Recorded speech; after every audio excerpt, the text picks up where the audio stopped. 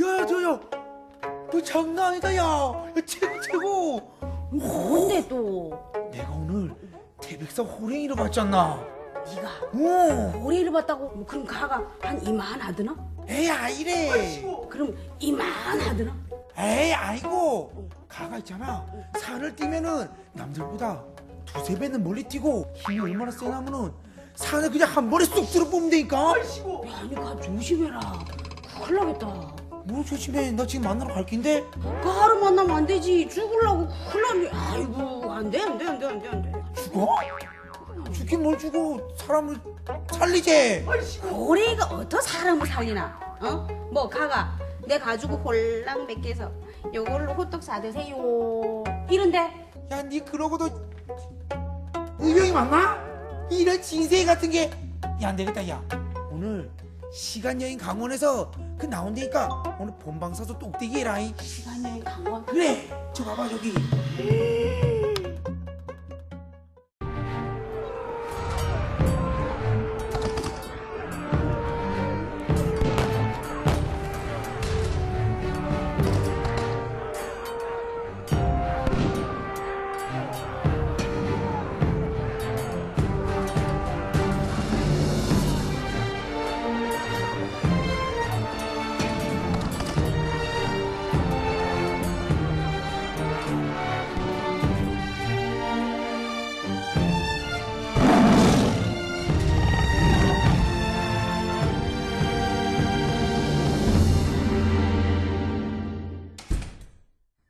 오늘은 일제에 맞서 용감히 항거하다 산화하신 분입니다. 이후에 전설이 돼서 우리 곁에 머물게 되신 분입니다.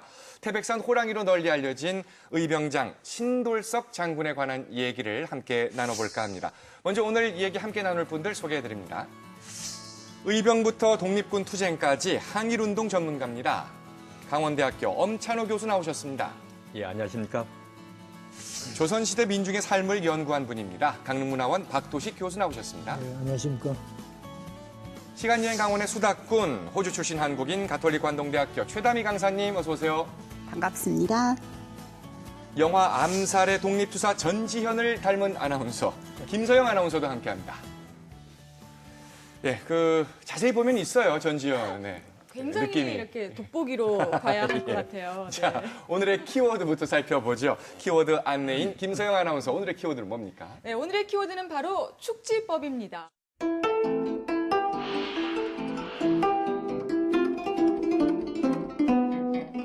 굉장히 긴 거리를 막 종이접기 같이 접어가지고 단시간에 예. 쫙 가는 그런 거잖아요. 개인적으로 굉장히 갖고 싶은 능력 중에 하나인데요. 최다미 교수님, 혹시 서양에도 이런 축지법 같은 개념이 있어요? 옛날에 많았죠. 어허. 그러니까 옛날에 그 멀린 마술사 아시죠? 멀린 네. 그 네. 유명하죠. 그리고 서양에는 그 마법 네. 그 옛날부터 그 인기가 있었거든요. 그런데 중세기 때는 이 사람이 마법 쓴다, 아니면은 좀 특이한 사람이다, 아니면은 정상 아니라고 생각했을 때는 화형시켰어요. 네. 그래서 아마 한 500년 동안 이런 능력 있었어도 그 사실을 숨겼을 거예요. 아하. 예. 능력이 있었던 것에 대해서는 믿음이 있으시군요. 저는 그 능력 있어요. 그래요? 쇼핑할 때는 참 좋아요. 이 쇼핑, 그렇지. 특별히 그 세일 기간 있잖아요. 예. 그러면 우리나라에 이 축지법이라는 단어가 있는 것처럼 그런 걸 표현하는 단어들은 없나요?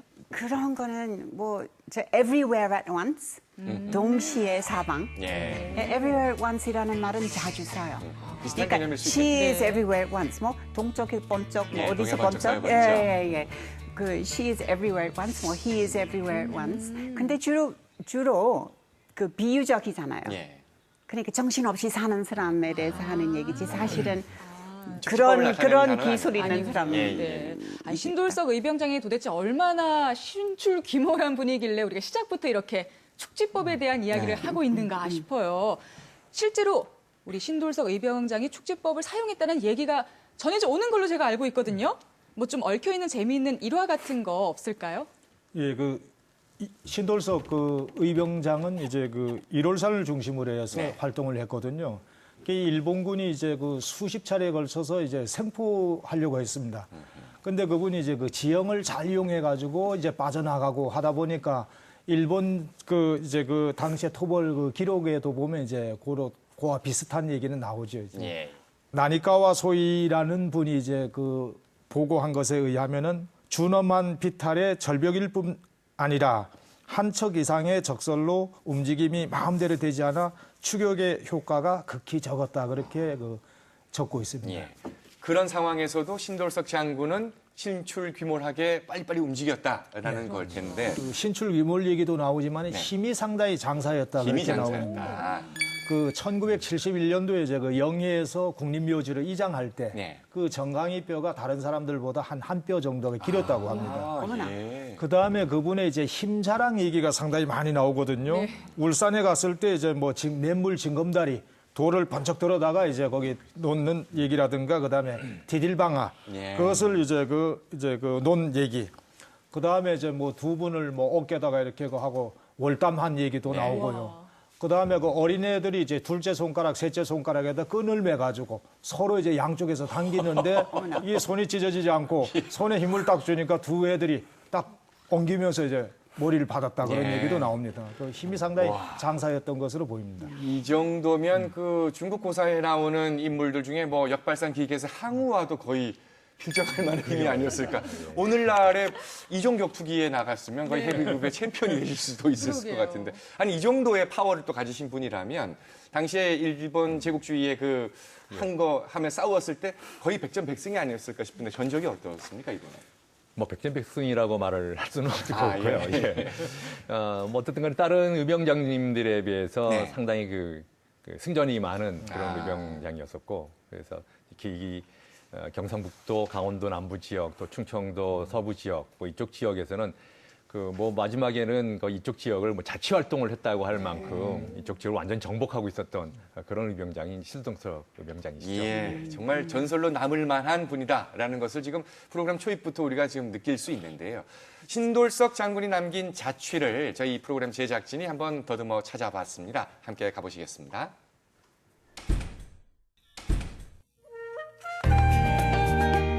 신돌석 의병장이 태어난 곳은 경북 영해군 남면 부평리, 현재 영덕군 축산면 부곡리입니다. 이곳은 1870년 이필제의 난이 일어난 곳인데요. 그러니까 장군께선 기존 질서에 대항하는 의식이 유독 높은 고장에서 태어난 겁니다.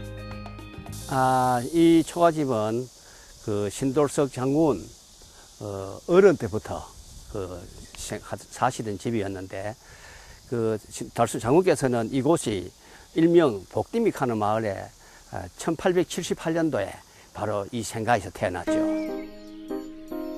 생가에도 사연이 있는데요. 1940년 일제는 민족정기를 말살하려는 정치적인 의도로 파손을 합니다.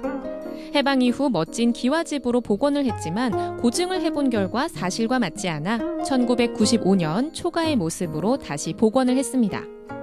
신돌석 부친께서 이 돌석이가 밤만 되면 나가니까 어디 가는 거 싶어서 따라가 보니까 저 고래산에 가서 병소도 익히고 훈련도 하고 자기 혼자서 뛰었다 내렸다 하면서 나무도 뛰어넘고 큰 바위돌로 공격돌 놓듯이 녹하고 이래서 아버지께서 도저히 이래서는 안 되겠다. 이래서 더 이상 못하도록 말렸다 하는 이야기도 있습니다.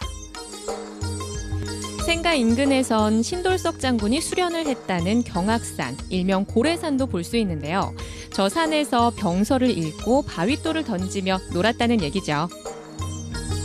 장군의 영정을 모신 사당, 충의사까지는 생가에서 차로 5분 정도 이동을 해야 합니다. 충의사라는 건물을 지어놓고 장군님 영정을 모셔놓고 매년 6월 13일 날 제를 올리는 곳이죠. 평민으로서 신분의 벽을 넘어 영능 의병진을 이끌었던 신돌석 장군. 기록에 따라 다르지만 한때는 3천 의병이 장군을 따랐다고 합니다. 함께 싸운 의병들의 신위까지 모셔놓았으니 저승에서도 외롭진 않으시겠죠. 인근엔 신돌석 장군의 활약상을 볼 수 있는 기념관도 있는데요. 장군께선 준엄한 표정으로 방문객을 맞이합니다. 장군님께서 활동하신 그 상황이라든가 연력이라든가 그 내력을 소상하게 기재를 해놓고 또한 전시를 해놓고 또 장군님께서 사용하시던 그 화성총이라든가 대검이라든가 이런 것을 전시해 놓은 곳입니다. 당시 일제가 사용한 무기에 비해 우리 의병의 무기들은 너무나도 열악한 상황. 이런 무기를 들고 일제에 맞서 싸웠다고 하니 기념관을 둘러보는 동안 마음이 절로 숙연해집니다.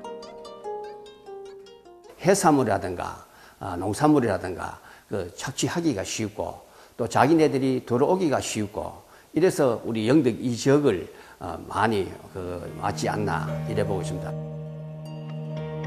신돌석 장군은 게릴라전에 능했다고 하죠. 일본의 입장에선 높은 현상금을 걸 정도로 두려웠던 존재. 그래서 일제강점기를 거치며 장군의 흔적을 모두 지우려 했던 건지도 모르겠습니다. 신돌석 장군의 흔적을 찾아보며 나라 사랑 마음을 되새겨보는 시간이었습니다.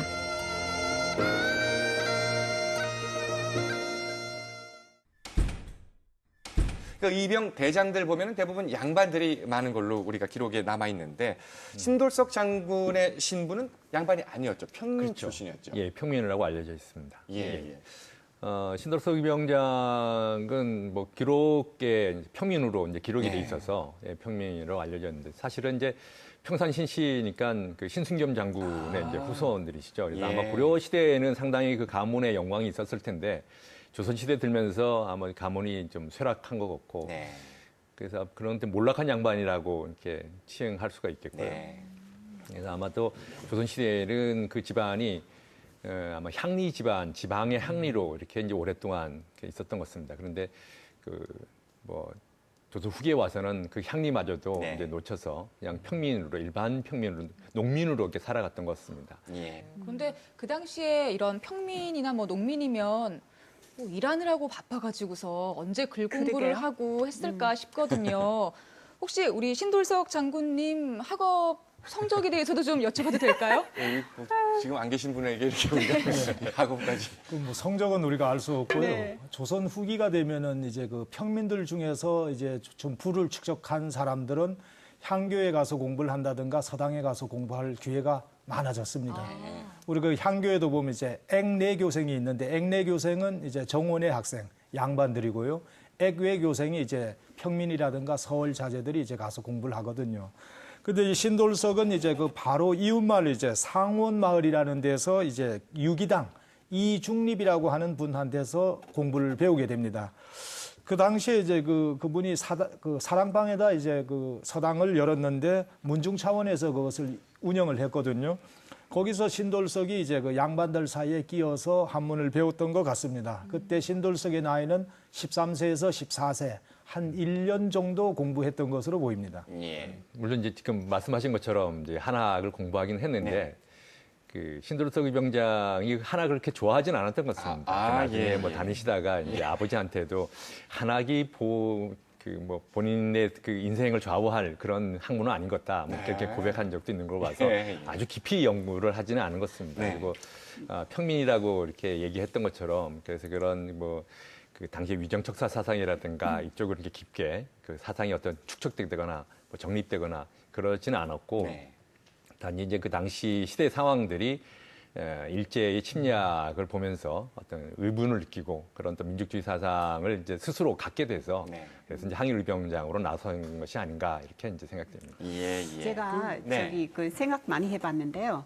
그 세상에 가장 유명한 사람 중에 학교 다녔을 때는 그 아주 뛰어난 학생 그 사람 중에 많지는 않아요. 그렇죠.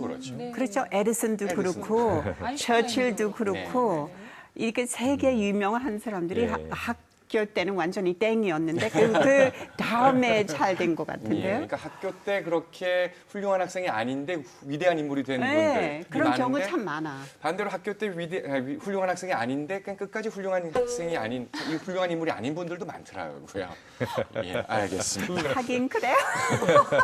그 신돌석 장군이 그 지은 이제 그 한시가 그 한수가 남아 있습니다. 딱 한수가 남아 있는데 저거 한번 읽어볼까요? 그 등루유각 등루유자 각행로 가탄탄어 낙목횡이라 남자 이칠 성하사 잠의 추풍 감계생. 이 무슨 얘기인가 하면은 누각에 오른 나그네 갈 길을 잊고서 낙목이 가로놓은 단군의 터전을 한탄하노라. 남아 27세에 무엇을 이루었는가? 추풍에 비껴 있노라니 감개만 이는구나. 이 그 시가 한 수 전해져요. 네, 글 공부 1년밖에 안 하셨다고 했는데 시도 잘 지으시네요. 우리 강원도를 무대로 신돌석 장군이 이렇게 전과를 올렸던 뭐 그런 기록에 대해서 좀 듣고 싶네요. 예, 신돌석 의병장이 이제 그 초기에 그 의병을 일으켰을 때 당시 그 울진 지역에, 울진이 지금은 경상도로 가 있지만 그렇죠. 당시에는 이제 강원도였지 않습니까? 네. 그래서 그 울진 지역에 일본 그 어부들이 상당수가 와서 이제 거처를 정하고 아주 그 우리나라 해산물을 약탈해 갔던 것입니다. 네. 그러니까 우리나라 업은 당시까지도 좀 발달이 덜 되어 있는 상태인데 일본은 뭐 섬나라다 보니까 어구도 당연히 발달돼 있었고 네. 업도 발달해 있어서 그 우리나라 연해안에 들어서 해산물의 그 해산물들을 무작위로 뭐 예. 지금은 이제 중국 어선들이 와서 우리나라 그 연안의 그렇죠. 해산물을 좀 착취해 가는데 당시엔 일본인들이 우리나라 동해안에 와서 그 해산물들을 많이 착취를 해갔던 것입니다. 뭐 독도 문제와 또 관련이 있고. 그래서 그 사람들이 아마 울진 지역에 와서 아주 그 마을을 이루고 살면서 그렇게 이제 갔던 것입니다. 그래서 신돌석 의병장이 의병을 구성하고 제일 먼저 공격의 목표로 삼았던 곳이 울진이었습니다. 예. 그래서 울진 와서 그들의 재물을 빼앗아 가지고 탈취해서 뭐 의병의 군자금으로도 쓰고 예. 그러니까 이제 그렇게 활동을 하시고 그다음에 더 이제 북쪽으로 와가지고 삼척에 장호항이라고 하는 곳이 네, 있었는데 네. 그 장호항에 일본 배가 이제 9척이 있었다고 합니다. 그래서 그 일본 배 9척을 공격해서 다 격침시키고 예. 이제 그런 활동상들이 있었습니다. 그 이후 또 1908년쯤에서는 뭐 봉화라든가 춘향, 이게 지금 태백시 지역이죠. 그쪽 지역으로도 활동 영역을 확장해서 활동하시고 그 삼척의 김학의 의병장이라고 있는데 그 김학의 의병장과도 연합해서 예. 또 활동도 하시고 그런 이제 기록들이 남아 있습니다. 예. 오늘 신돌석 장군에 관한 얘기들을 하고 있는데요. 과연 신돌석 장군은 어떤 인물인가라는 것을 좀 쉽게 우리가 한번 느껴볼 수 있도록 저희 프로그램 제작진이 드라마로 준비를 해봤습니다. 함께 느껴보시죠. 이 무슨 어찌 이러십니까? 나라 꼴이 이 모양이라고 양반 쌍놈 구분도 못하는가? 저 결혼식 날 길 한복판에서 큰 망신을 당하고만 신돌석. 그에겐 대체 무슨 일이 일어난 것일까? 때는 바야흐로 1902년 신돌석 장군이 24살 되던 해였다. 그가 드디어 혼례를 치르게 되니 그의 아내는 청주 한씨의 여식 한재여였다. 자, 이제 우리 검은 머리 팥불이 될 때까지 열심히 살아봅시다. 저야 서방님만 믿고 따라갈 겁니다. 보시다시피 제가 무뚝뚝하고 말수가 없소. 이해해 주시구려. 저 남자다운 풍채, 이 의젓한 품성. 아이 몰라요. 자, 빨리 갑시다. 오늘따라 왜 이리 집이 뭔지 모르겠어. 네, 어서 가요. 고려 개국공신인 신순겸 장군의 후예로 알려진 신돌석 장군. 허나 조선시대에 접어들어 그의 집안은 중인 신분으로 전락하고 말았다. 헌데 머리가 총명하고 불의를 못 참는 올곧은 성격의 그를 유달리 곱깝게 보는 이들도 있었다고 전해진다. 오늘만큼은 혼례를 치렀기에 양반마냥 의관을 제대로 갖춰 입은 신돌석 장군. 그런데 이들의 모습을 어이없다는 표정으로 지켜보는 이가 있었으니 그는 바로 신돌석의 스승인 이중립의 동생 이성화였다.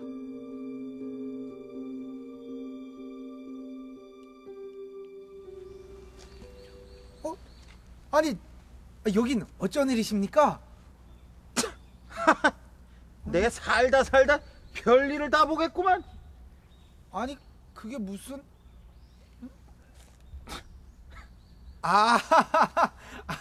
우리 지금 막 혼례를 치르고 오는 길입니다.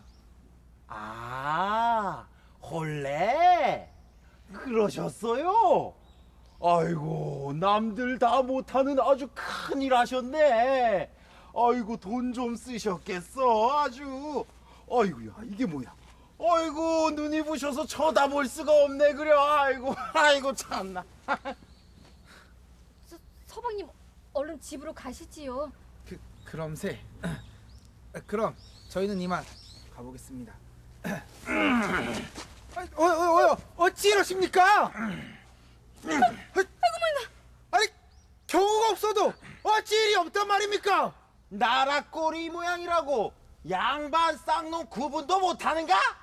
어찌 감히 양반 행세를 하며 뻐드럭거리며 다녀? 이런 볼상 사라키시. 내 스승님의 동생만 아니었어도 가만히 있지 않았을 것이야. 서방님, 괜찮으셔요? 괜찮소. 신분의 차이를 이유로 아무런 잘못도 없이 길거리에서 큰 봉변을 당해야 했던 새신랑 신돌석. 당시 우리 사회의 풍토를 알 수 있는 그런 실화다.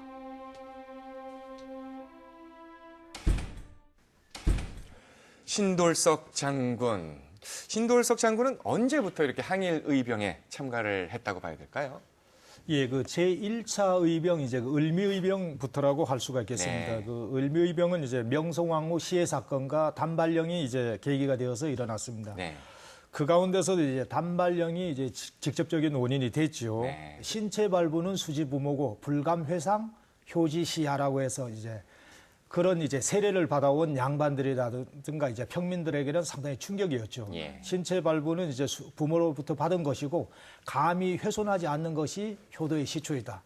이제 그 얘기인데 이제 그 갑자기 이제 그 단발령이 내리게 되니까 상당히 충격을 받았습니다. 예. 근데 그 당시에 이제 그 집권 세력들은 이제 김홍집 내각이었는데 명성황후가 이제 시해당했거든요. 그런데 이것은 일본하고 전혀 무관하다. 그것을 뭔가 쉬쉬해 왔습니다. 네. 예, 그런 정권에서 이제 단발령을 선포하니까 아주 타는 불에다가 이제 기름을 껴얹는 이제 그런 격이 됐던 것이죠. 그런데 이제 유의 사절이라는 데 보면은 유시연의 동지 중에서 신돌석이가 있었다. 그런 사실로 보아서 신돌석은 이제 그 당시에 의병에 이제 1차 의병 거기에 참여한 것으로 보입니다. 예. 근데 단발령이 결국 이제 철회되면서 1차 의병들은 대부분 해산되고 마는데 이때 그러면 신돌석 장군도 이제 나도 가야겠구나 하고 집으로 갑니까?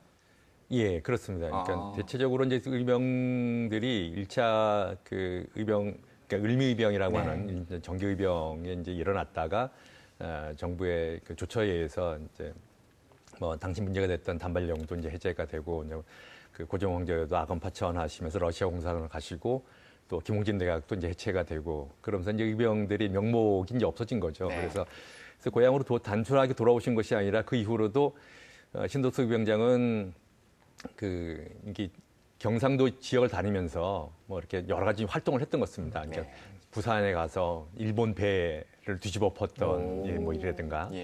또 울진에 가서 뭐 일본인들을 이렇게 구타를 했다거나 또 청도에 가가지고 무슨 전신설 가설하는 데 있어서 그 전신설 가설을 방해했다거나 뭐 경부선 철도를 놓는데 그 철도 공사하는 데 있어서 일본 사람들이 그 철도 공사하는 데 와 있던 일본 군인이 신돌석 장군을 이제 체포하려고 하니까 전신줄을 뽑아들고 그들을 뭐 상해했다거나 뭐 이런 이야기들이 이제 전해오고 있습니다. 그런 것으로 봐서 아마 1차 의병이 끝나고도 이 지역을 다니면서 그런 일본인들을 괴롭히거나 또는 일본인들을 몰아내는데 뭐 계속 어떤 활동들을 해왔던 것 같습니다. 아니, 그런데 신돌석 장군이 완전 처음부터 의병장이었던 건 아닐 거 아니에요. 이제 밑에서 조금 활동을 하다가 어느 순간 의병장으로서 우뚝 섰을 것 같은데 그때는 언제쯤인지 그리고 의병장으로서는 어떤 활동을 하셨는지도 궁금해요. 예. 의병장으로 본격적으로 활동하기 시작하신 것은 이제 그 후기의병, 뭐 후기의병이라고도 하고 2차 의병이라고도 하고 또 을사의병이라고도 하는 1905년 이후 그 을사조약이 체결된 이후에 이제 일어난 의병들에서 이제 본격적인 의병장 활동을 하시게 됩니다. 그래서 1906년 4월 6일 날 그 고향에서 의병대를 조직하셔서 그런데 영릉의병진이라고 그렇게 해서 이제 영릉의병진의 의병대장으로 그렇게 이제 취임을 이제 하시게 되죠. 그래서 뭐 1906년 그 4월달에 이제 의병대장이 되셔가지고 1908년 12월달에 돌아가셨는데 뭐 그때까지 이제 끊임없이 이렇게 이제 각지에서 이제 활동을 하셨던 것으로 그렇게 이제 기록에 남아 있습니다. 제가 한 가지 네. 여쭤봐도 돼요? 그 산 속에서 많이 살고 숨어 있다 나오고 막 그러셨을 텐데 호랑이랑 무슨 일이 있었다는 그런 기록 없나요? 아니 그럴 수도 있잖아요, 그럴 수도 그죠? 있죠. 그럴 수도 있죠. 네, 이제 별명이 그러니까 태백산 우리가 호랑이. 왜 태백산 호랑이인데, 그죠? 그럼요. 그러면 그런 일 없었나요, 기록에? 있었습니다. 정말? 아우 대박. 신도석 의병장이 그러니까 그 1차 의병 끝나고 이제 2차 의병하고 각지를 이제 다니셨는데 그 다니시던 중에 그뭐 호랑이를 만나서 호랑이를 죽였다 이런 이야기도 이제 그러니까 그 신도석 의병장과 관련해서도 뭐 여러 가지 그 전설적인 이야기들이 몇 가지 뭐 전해내는 것들 멋지네요. 이 정도로 힘이 강하시면 호랑이가 안타깝네요. 그 왜 하필 신도석 장군을 만나서. 네, 지금 저희가 항일의병에 대해서 얘기를 하고 있는데 네. 유럽에는 또 왠지 비슷한 것 같은 맞아요. 레지스탕스가 활동을 또 했잖아요. 우리 항일의병이랑 뭐 비슷한 성격으로 봐도 되는 건지 아니면 뭔가 차이점이 있는 건지 좀 궁금해요. 똑같아요. 똑같아요? 그리고 한 나라가 다른 나라를 잡아먹으려고 네. 하려면 항상 레지스턴스 생기죠. 그렇죠. 영국 때문에 아일랜드 생겼고 네. 그리고 2차 대전 때 독일 때문에 그 유럽 나라마다 생겼고 네네, 인도는 그렇죠, 굉장했어요. 그 영국하고 독립하기 위해서. 네. 그리고 지금 방글라데시도 그렇고 네. 지금도 그런 지하 운동하는 사람 많을 거예요, 세계적으로. 근데 역사적으로 진짜 아까 말씀하신 대로 한 나라가 한 나라를 이렇게 그렇죠. 공격하고 식민지화하려고 하고 할 때 그냥 고개 숙이고 양보하는 나라는 없을 거예요. 그리고 제가 알고 싶은 거는요. 일반 사람들도 이렇게 군인만 아니라 일반 국민들이 그 생각보다 많이 운동했어요. 그래서 우리 한국도 마찬가지죠. 그런 일이 많았을 것 같은데 그럼요. 여자들이 그냥 정상적인 저기 아줌마 같은데 알고 보니까 레지스탕스의 한 멤버였을 그런 경우 있지 않았을까요? 그런 기록돼 있나요? 예. 전에 한번 방송을 여기서 한 적 있죠. 그럼요. 네, 기억납니다. 예, 그래서 그런 실질적으로 의병 활동도 하시고 뭐 그럼요. 가족들을 데리고 만주 지역에 가서 또 항일 독립운동 단체를 만들어 가지고 또 활동도 하시고 그런 분들도 많이 있어요. 우리 저기 이런 얘기하면은 항상 여자 얘기를 조금 빼는 그 경향이 있는데 여자들도 그 가장 아주 맞습니다. 중요한 가장은 그럼요. 아니겠지만 중요한 역할을 했죠. 영화 암살에서도 전지현이 최고 아닙니까? 그러니까요.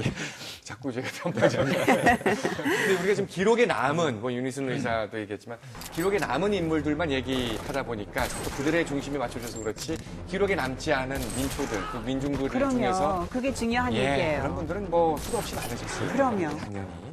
자, 이 태백산 호랑이로 이름을 날리면서 일본 제국주의자들을 두려움에 떨게 했던 신돌석 장군. 근데 이분이 오래 살지를 못하십니다. 이분의 마지막은 어땠을까요? 저희가 준비한 드라마를 통해서 신돌석 장군의 마지막을 함께 느껴보겠습니다. 1908년 11월 18일 의병장 신돌석은 세상을 뜨고 만다. 일본군의 눈엣 가시였던 그의 죽음은 우리 민족의 크나큰 아픔일 수밖에 없었는데 그런데 그의 죽음이 애통한 가장 큰 이유는 그가 살해당했다는 사실. 대체 누가 왜 그를 죽인 것일까? 뛰어난 전술로 일본군을 여러 차례 공격해 큰 전과를 올렸던 신돌석 장군.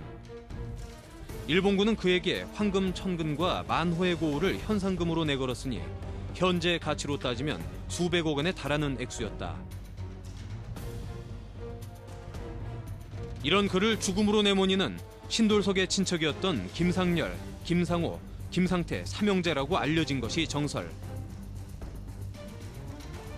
경북 영덕의 눌곡마을에 살았던 삼형제는 신돌석 장군의 목에 걸린 현상금에 눈이 멀어 그를 살해할 계획을 짜게 되는데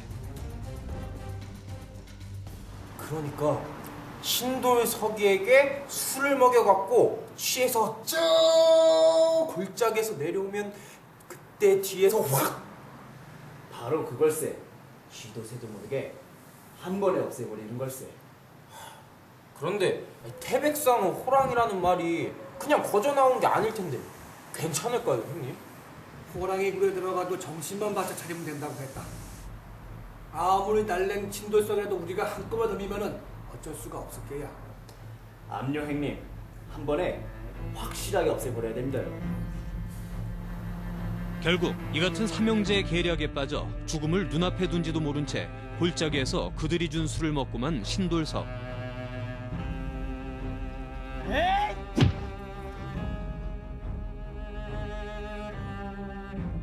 그는 이렇게 허무한 최후를 맞고 말았으니 이것이 신돌석 장군의 마지막이었다.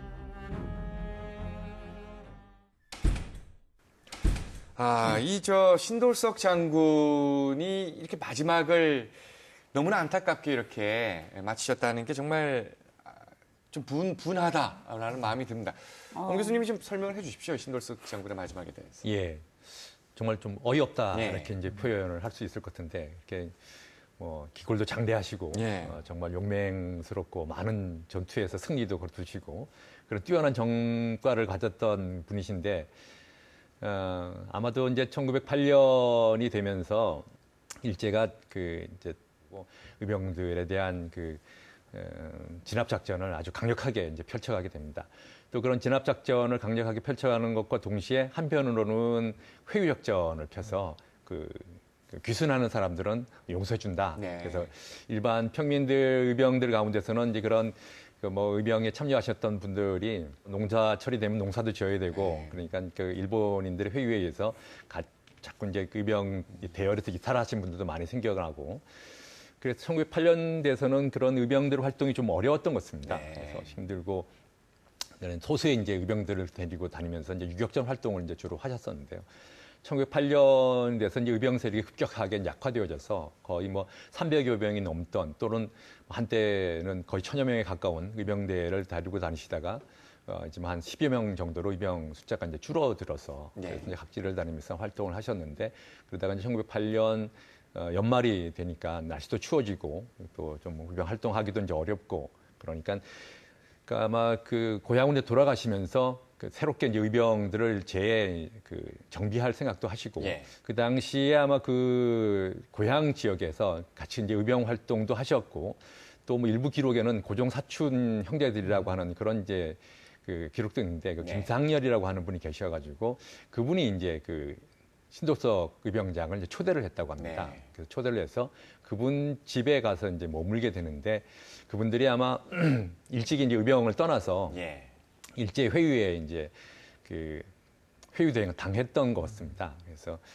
그 당시에 이제 신돌석 의병장에 뭐 워낙 신출 귀몰하신 분이니까 일찍부터 이제 현상금이 붙어 있었고 뭐 일본 그 자객들이 밀정들이 신돌석 의병장을 잡기 위해서 뭐 아주 그 정말 눈에 불을 켜고 찾아다니던 이제 그런 시절이었습니다. 그래서 이제 신돌석 의병장을 집으로 초대해서 아마 뭐 독주를 이제 대접을 했던 것 같습니다. 그러니까 신돌석 의병장이 그 독주를 드시고 좀 이제 좀 마음을 놓으신 거죠. 좀 이렇게 긴장감을 이제 푸셔서 아마 그때를 틈을 이용해서 김상열, 김상태, 김상호 이 삼형제가 달려들어가지고 그 신돌석 의병장을 뭐 도끼로 살해했다 이런 이야기가 전해오고 있습니다. 이게 정말 너무나 안타깝지 않습니까? 그렇죠. 이게 좀 말이 안 되는 운명을 하신 건데. 근데 더 어이가 없는 것은 아까 이렇게 정말 그 현상금 때문에 이렇게 자기 친인척이자 또 항일 운동에 앞장섰던 이 항일 투사를 이렇게 어이없게 해친 이들이 그 현상금마저도 못 받았다는 기록이 있잖아요. 예, 그렇습니다. 일본 경찰이 그냥 그 신돌석 의병장이라고 하는 확인만 하고 돌려보내고 이 사람들한테 뭐 그 신돌석 의병장에 걸려 있던 그 현상금도 이제 안 줬다. 그래서 아마도 그러니까 이 사람들이 신돌석 의병장을 살해했다라고 하는 것에 대해서 그 일본 그 경찰에서도 신뢰가 이제 없었던 것 같습니다. 그만큼 이제 이 사람들이 별로 그렇게 신뢰성 있게 행동하지 못했던 거고, 그러니까 의병 활동에도 귀순했다라고 하는 것 자체도 이제 부정적으로 이제 봤던 것이죠. 그러니까 의병들 입장에서도 뭐 배반을 했다 이렇게 예. 볼 텐데 일본 입장에서도 좋게 안 생각했던 것 같습니다. 예. 이 신돌석 의병장의 죽음에 관해서는 알려진 김상렬 형제 외에 다른 사람이 살해했다 이런 얘기도 있습니다. 이게 저 일제가 의도적으로 왜곡된 어떤 그런 왜곡한 내용도 포함되어 있는 것 같아서 이 신빙성이 그리 높지 않긴 합니다만은 이런 이야기도 전해진다라는 차원에서 저희 제작진이 역시 이 이야기를 드라마로 구성을 해봤습니다. 신돌석 의병장의 죽음과 관련된 미스터리 잠깐 보고 가겠습니다.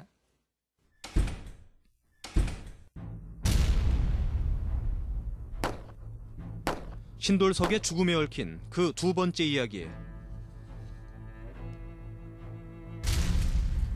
친척이었던 삼형제에 의해 살해당했다고 알려진 신돌석. 헌데 일본 헌병과 경찰 보고서는 전혀 다른 내용을 기록하고 있다.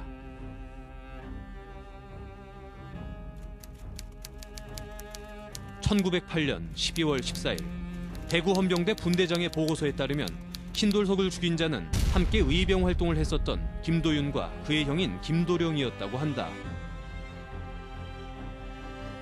이를 뒷받침하는 또 다른 자료로 경북 관찰사인 박중양이 내부 대신인 송병준에게 보낸 보고서 역시 신돌석을 살해한 자는 김도영이라고 기록하고 있으니,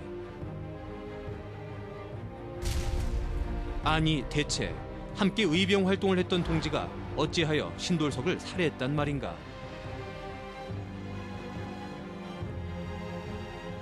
그가 죽기 석 달 전 의병 활동을 그만두겠다 선언하는 김도령과 김도윤 형제. 아니, 그대들이 어찌 이런 생각을 한단 말이오? 저희도 할 만큼 했습니다. 나라를 지키겠다는 일념하에 가족들도 돌보지 않고 장군님을 믿고 따랐지만 이젠 저희도 한계입니다. 그럼 그대도 같은 생각이란 말이오? 더 이상 못하겠습니다. 나라도 좋지만 우선 제가 살고 봐야 되지 않겠습니까? 저희 두 형제 이제 이곳을 떠날 겁니다.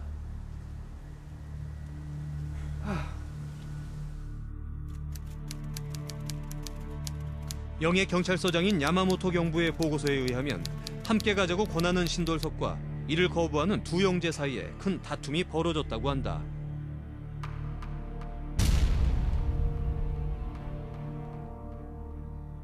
그래, 그동안 우리를 떠나서 잘들 지냈소. 뭐 그냥 다른 사람들 사는 것처럼 하루하루 입에 풀칠하며 그렇게 사는 거죠 뭐. 그러지 말고 우리를 도와 조국을 위해서 싸우는 것이 어떻소? 내 그대들의 힘이 필요하오. 그만두시오, 장군. 우리라고 쉬운 결정이었던 줄 아시오? 다 부질없는 짓이니 그만 돌아가십시오. 아니, 어찌 이 나라의 백성을 외면한단 말이오? 저 길에서 굶고 있는 백성들과 아이들이 불쌍하지도 않소. 그러고도 이 나라의 백성이라 할 수 있겠소? 거참. 아니, 그럼 지금까지 우리를 그렇게 생각했단 말입니까? 아니, 그 옛날 우리 형제가 어찌 해왔는지 모르고 하시는 말씀입니까? 아이, 왜 모르겠어. 아이, 아니까 내가 이런 말 하잖아. 가서 같이 좀 싸워줘. 당신 얼굴 봐서 더 안 되겠소. 아니, 이 사람들이 어찌 이 나라의 백성이라고 할 수 있겠어? 그러고도 이런 이 무슨 짓이오? 아니, 이 사람이 진짜 이 사람이. 다시 의병 대열에 합류할 것을 권유하다 끝내 큰 싸움이 일어나고 말았으니, 그들은 신돌석 장군에게 독을 탄 술을 권했고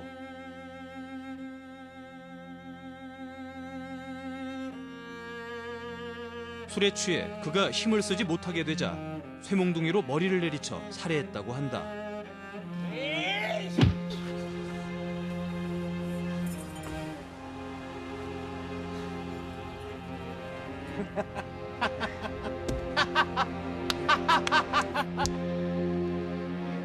의병과의 다툼으로 살해당했다고 말하고 있는 일본의 여러 자료들.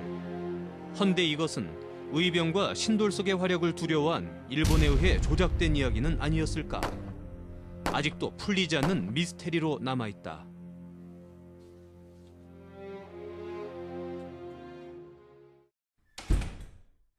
안 그래도 1908년쯤 됐을 때 이제 의병 세력이 많이 줄어들고 있었잖아요. 여기에 신돌석 장군이 또 하필이면 믿었던 사람들에 의해서 사망하게 되면서 우리 항일 의병 활동이 큰 타격을 받았을 것 같거든요. 이후에는 어떻게 의병 항일 활동들이 전개가 됐나요? 타격을 받았지만은 그 후에도 한 300회 이상은 이제 그 의병과 이제 일본 간에 이제 그 교전이 벌어지고 있습니다. 그러자 1909년에 와서 이제 남한 대토벌 작전 이게 전개되는데 그 당시 이제 영국인 기자 중에서 맥켄지라고 하는 분이 있습니다. 그분이 쓴 책 중에서 더 트레이지드 오브 코리아 한국의 비극이라고 하는 책이 있거든요. 네. 거기에 보면은 이분이 이제 제천 근방을 지나가는데 그 의병 진압하기 전에는 지나갈 때 거리에 상인들도 많이 있고 이제 물물 교환도 됐고 그 다음에 들판에는 이제 그 황금 물결이 출렁이는 이제 그런 이제 작물이 이제 그 있었거든요. 근데 의병이 진압된 다음에 이제 지나갈 때 보면 그냥 잿더미로 변했고 허벌판이거든요. 그게 뭔가 뭐 의병의 본거지인 이제 청야 작전을 펴는 거죠. 아주 그 근거지를 다 없애버리는 거죠. 그러자 이제 이쪽 우리나라에서 이제 활동하기가 힘드니까 이제 만주 쪽으로 넘어가서 이제 항일 운동 이제 그 하게 됩니다. 보면. 그래도 신돌석 장군의 이런 의병 활동이 어떤 의의를 가지고 있는지 반드시 좀 알고 가야 할 것 같아요. 예, 평민으로서 의병장으로서 활동을 했다라고 하는 것이 이제 뭐 큰 의의라고 이제 볼 수가 있겠고요. 또 뭐 더 큰 의의는 1906년에 이제 의병대로 조직하셔서 의병 활동을 하시기 시작하면서 그런 것들 제가 보기에는 그러니까 우리가 이미 1907년이 되면은 일제의 식민지가 된 거는 거의 다름없었습니다. 모든 뭐 주권들이 다 일본에 이미 넘어가 있는 상태였었고 그런데 이렇게 의병들이 활동함으로 인해서 그 몇 년간이나마 그 우리의 주권을 지켜갈 수 있었던 그런 계기가 됐었고 뭐 그 가운데 이제 신돌석 의병장의 활동이 뛰어났다라고 하는 그런 사실을 볼 수가 있고요. 또 신돌석 의병진에서 주목할 만한 것은 신돌석 의병장이 평민임에도 불구하고 그 휘하에는 뭐 완전한 양반이라고 할 수 없겠지만 몰락한 양반이라든가 또 단지 관직 출신들도 있었고 그래서 신돌석 의병장이 상당히 명망이 있었다라고 하는 그런 사실을 또 이제 알 수 있겠고요. 그래서 다양한 계층이 모여서 의병항쟁에 참여했다. 그런 의병항쟁을 이끌었다라고 하는 부분에서 신돌석 의병진의 어떤 그 의미도 이제 찾을 수 있겠습니다.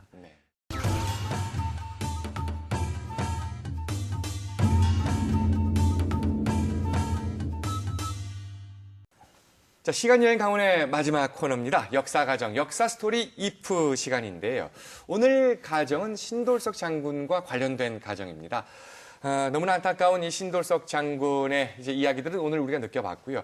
근데 신돌석 장군이 정말 우리가 아까 뭐 말씀 중에도 많이 나왔던 얘기대로 다른 사람에 비해서 기골이 장대하시고 힘도 항일의 싸움에 있어서 전신줄을 뽑아서 그냥 이 정도로 또 힘도 세시고 만약 신돌석 장군이 이 20세기 초 이 암울하던 우리 민족의 항일 투사로 나지 않고 오늘날 21세기 대한민국 오늘날의 사회에 태어나셨다면 이분이 어떤 직업인으로 사셨을까를 한번 상상을 해보죠. 자, 김소영 아나운서부터 어떻게 보세요? 저는 처음에는 워낙에 이렇게 풍채도 좋으시고 힘도 좋고 하니까 미국 가서 럭비 선수나 뭔가 왜 그런 류의 스포츠를 하면서 우리나라에도 또 새로운 이런 스포츠 문화를 선도하는 분이면 좋겠다라고 생각을 했었는데요. 얘기를 듣다 보니까 이게 우리 장군님의 삶이 너무 가슴이 아픈 거예요. 그래서 다음 생애에, 이번 생애에 다시 태어나신다면 그냥 가족들이랑 오붓하게 강원도에서 꼭 돈 많이 벌 수 있는 고부가 가치나 특허 이런 거 있는 꽃집 같은 거 있잖아요. 아담하게. 화훼 농원. 그런 일을 하시면서 오붓하게 오래오래 사셨으면 좋겠어요. 최다미 선생님 어떻게 보십니까? 저요? 어떻게, 저는 외교관이요. 요즘 우리 한국에는 자랑할 수 있는 우리가 세울 수 있는 게 너무너무 많잖아요. 그렇죠? 그러니까 자랑할 수 있는 게 너무너무 많은데 이분이 외교관 활동하면서 세계 우리 한국에서 다 제대로 알려졌으면 좋겠어요. 왜냐하면 이 특별한 능력 정말 있다면은 얼마나 빨리 세계에 돌아다니면서 그 우리 한국에 대해서 알려줄 수 있을까요? 그게 예. 참 중요한 역할을 할 것 같아요. 예.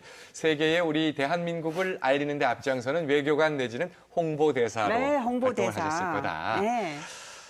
누구보다 이 신돌석에 대해서 잘 아시는 우리 엄찬호 교수님은 신돌석 장군이 만약에 오늘날에 태어났으면 어떤 삶을 사셨을까요? 글쎄요. 뭐 신돌석 선생님 그 마음을 생각해 본다면 네. 정말 나라를 생각하고 민족을 생각하고 그 나라와 민족을 위해서 목숨을 내놓고 이렇게 앞에 투쟁하셨던 걸 본다면은 좀 이 나라 이 민족을 위해서 일을 할 수 있는 무슨 정치인 같은 것이 됐으면 좋지 않았을까 그런 생각을 해봅니다. 정말. 역시 우리 대한민국을 이끌어갈 리더로서 사셨을 저하고 거다. 비슷하시네요. 박도식 교수님 어떻습니까? 예, 아까 그 신돌석 의병장이 이제 1년 동안 이제 그 한학을 했다라고 했습니다. 그 1년 공부한 거 치고 이제 그 한시 지은 것을 보면 상당히 잘 지었다라고 네. 생각이 되거든요. 우리가 그 공부를 하는 데는 이제 그 체력이 있어야 되고 그다음에 지력이 있어야 되고 재력이 있어야 된다라고 하는데 이분은 아마 그 체력이 있어가지고 며칠 동안 밤을 새도 아마 끄떡도 안 하실 것 같습니다.